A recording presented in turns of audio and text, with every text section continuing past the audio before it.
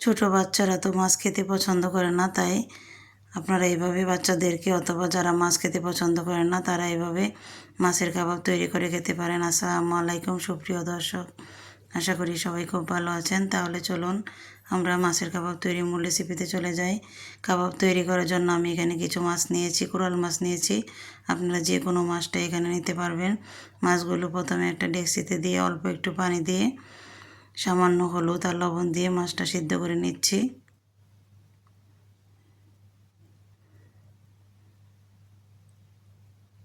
এদিকে আমি কিছু আলু সিদ্ধ করতে দিয়ে দিয়েছি। মাছটা হয়ে গিয়েছে, চুলা থেকে নামিয়ে নিচ্ছি। ঠান্ডা হলে কাটা বেছে নিব। আলুগুলো সিদ্ধ হয়ে গিয়েছে, চুলা থেকে নামিয়ে নিচ্ছি। মাছের কাঁটাগুলো একটু বেছে নিচ্ছি। কাটা বাছা হয়ে গিয়েছে। এদিকে আমি আলুগুলো খোসা ছাড়িয়ে একটু ম্যাশ করে নিচ্ছি। এক সাইডে রেখে দিচ্ছি। চুলায় একটা ফ্রাই প্যান বসিয়ে পরিমাণ মতো তেল দিয়ে দিলাম। দিয়ে দিচ্ছি হাফ চা চামচ রসুন কুচি।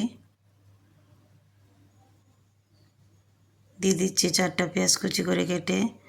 হাফ চা চামচ আদা বাটা দিয়ে দিলাম। আর দিয়ে দিচ্ছি হাফ চা চামচ হলুদ গুঁড়ি, হাফ চা চামচ লাল মরিচের গুঁড়ি, হাফ চা চামচ জিরার গুঁড়ি, হাফ চা চামচ ধনিয়ার গুঁড়ি, আর দিয়ে দিচ্ছি হাফ চা চামচ গরম মশলার গুঁড়ি। মশলাটা একটু কষিয়ে নিয়ে আমি এখানে আগে থেকেই কাটা বেছে রাখা মাছগুলো এখানে দিয়ে দিচ্ছি।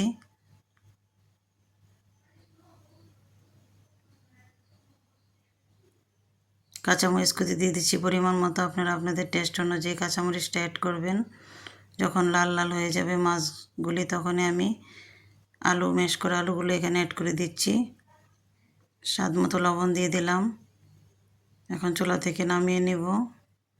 যখন কুসুম গরম অবস্থায় হবে তখন আমি কাবাবগুলি বানিয়ে নেব।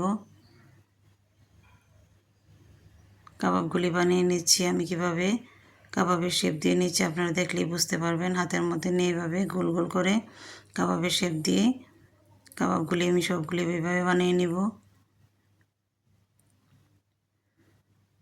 আমার সবগুলি কাবাব এভাবে বানানো হয়ে গেছে। এখানে আমি একটা বাটিতে 3 টেবিল চামচ কর্নফ্লাওয়ার একটু পানির সাথে মিক্স করে নিয়েছি।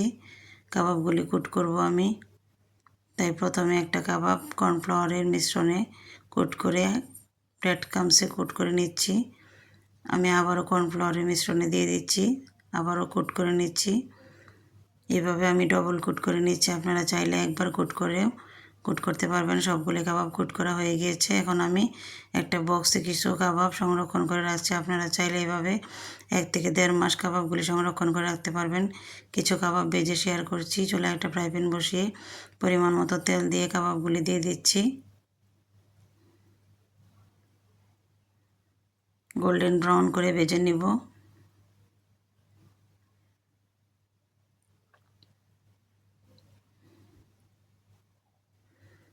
আমার কাবাবগুলি হয়ে গিয়েছে, আমি চুলা থেকে নামিয়ে নিচ্ছি।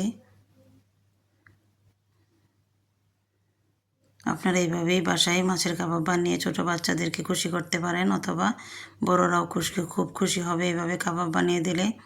তাহলে আপনারা অবশ্যই বাসায় ট্রাই করবেন রেসিপিটি। যদি আমার রেসিপি ভালো লাগে তাহলে অবশ্যই আমার চ্যানেলটি সাবস্ক্রাইব করবেন আর বেল আইকন বাটনটি প্রেস করে রাখবেন। পরবর্তীতে আবার নতুন কোনো রেসিপি নিয়ে আপনাদের সামনে হাজির হব।